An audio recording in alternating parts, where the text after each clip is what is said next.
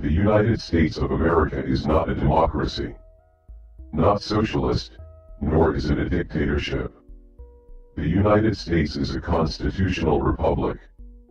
The government is limited by the Constitution, and it must stay that way if citizens are to enjoy the freedoms it guarantees. The Constitution of the United States must never be compromised or negotiated. Every elected official takes an oath when they are sworn into office, to uphold and defend the Constitution.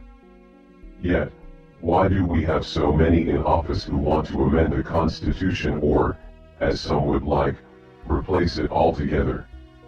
Or, simply refuse to abide by it?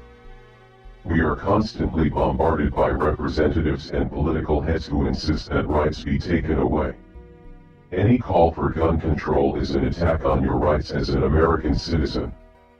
Censorship in any form is an attack on your rights as well. We see these specific rights being attacked on a daily basis. And an attack on any right is an attack on all rights. It has been exposed time and again that the government controls the media. No major news outlet is left untouched by the government's influence. This does not happen in a free society. There was a time in which you would only expect to see this in more oppressed countries. Any politician not upholding and defending the Constitution should automatically be removed from office. Any elected official working to take away your basic freedoms should be labeled a tyrant and charged as such. Perverting the Constitution in the name of change is not a valid reason and cannot be tolerated. Politics in America today is more corrupt and tyrannical than it has ever been. The government has a role, albeit a small one. The government was not created to bail out corporations, mandate health care, or wages. They do not belong in the homes of private citizens. The government is not qualified to run our daily lives.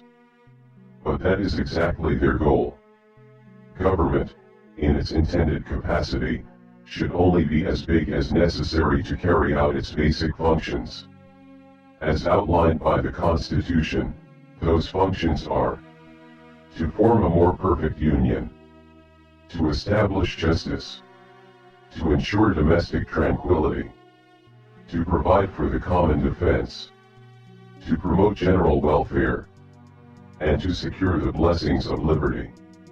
When you vote this election year, use the Constitution as the standard by which to judge the best candidate. Do the values of your choice align with the Constitution? Take the time to research the candidates. Find out what policies they support and what they supported in the past. Their past record says a lot about who they are today. This country must get back to its roots and put the Constitution first. It is written so as to include everyone of every walk of life, of every religion, of every race, of every economic class. The Constitution guarantees more rights than we have today.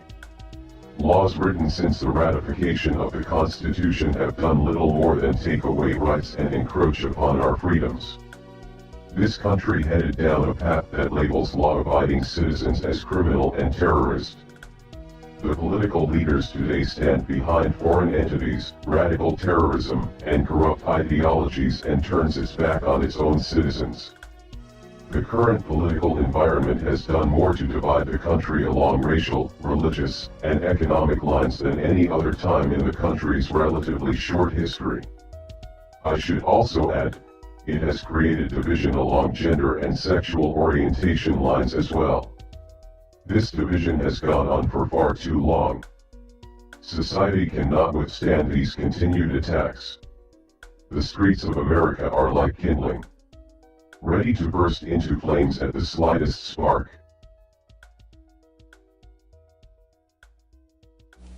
Those who make peaceful revolution impossible will make violent revolution inevitable.